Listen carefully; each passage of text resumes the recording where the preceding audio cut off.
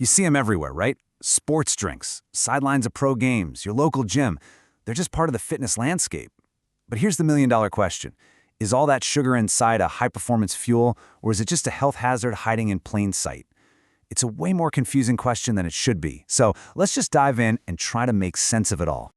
Okay, first things first, let's look at a real-world test. Check this out.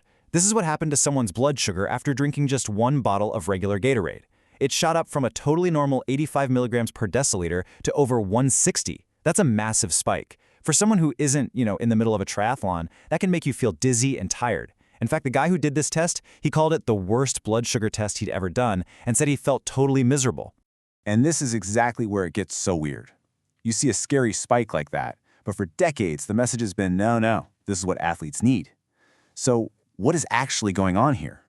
This really leads us to what I'm calling the Gatorade paradox. On one side, you have these big scientific claims, and on the other, you have some really harsh real-world critiques. It kind of leaves you stuck in the middle, wondering who on earth to believe. So let's start with the official argument. This one's from an expert connected to the brand. And the logic, you got to admit, seems pretty solid. It's built on tons of research showing that carbs are the main fuel for your muscles when you're working hard for a long time.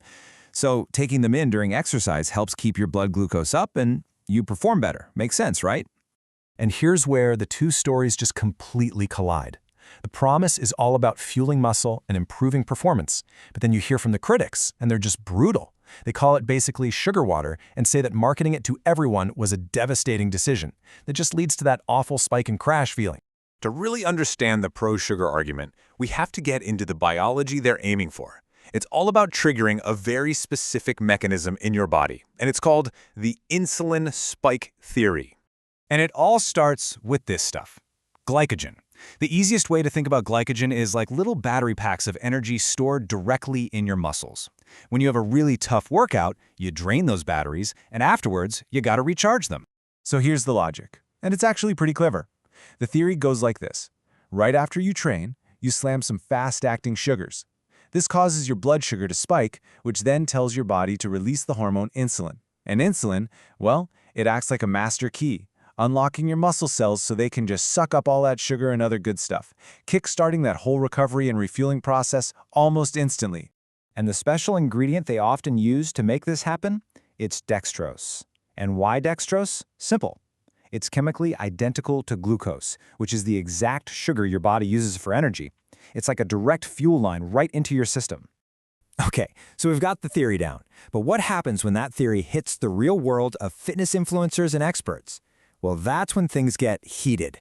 It's a full-on war of words. In one corner, you've got guys like Dr. Jim Stoppani. He is 100% on board with the insulin spike. He argues that you want that spike to ram nutrients like creatine into your muscles for better, faster recovery. He's so into this idea, he's famous for recommending people eat gummy bears after a workout. Yeah, gummy bears. And then on the complete opposite end of the spectrum, you get this. The guy behind Tiger Fitness just lays it out there. This whole strategy is only for skinny guys trying to bulk up.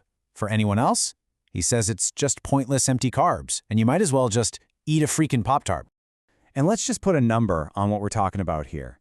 A standard 20-ounce bottle of Gatorade has 34 grams of sugar. That's the amount at the very center of this whole fight.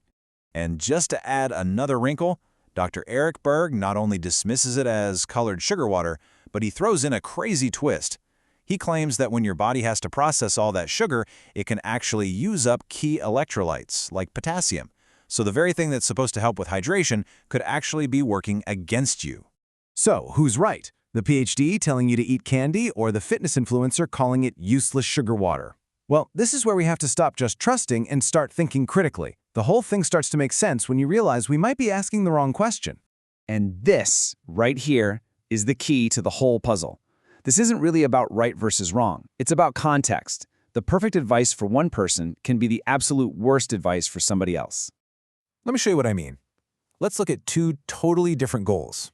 If your goal is elite-level performance, running a marathon, playing a long soccer game, then yeah, fast carbs are crucial fuel to keep you going. But if your goal is fat loss, that same insulin spike is your enemy. It literally flips a switch in your body that says, stop burning fat and start storing the sugar. The same drink leads to two completely opposite results. So instead of just blindly trusting the next headline or influencer you see, you need a way to filter all this information for yourself. You need your own verification toolkit. And here it is. It's a super simple 3-step framework. First, define your goal. What are you actually trying to do? Second, assess your activity. What did you just do or what are you about to do? And third, consider the context. Is this really necessary or could a real meal do the job? If you ask these 3 questions, you can cut through all the noise. And look at how this toolkit plays out in a simple chart. For long endurance, yep, it's essential fuel. For muscle gain, it's an optional tool. But for fat loss or just your general health, it actually works against your goal, and you should probably just stick to whole foods. See that? The right answer completely changes depending on the first column, your goal. So we end up right back where we started, but hopefully with a totally new perspective.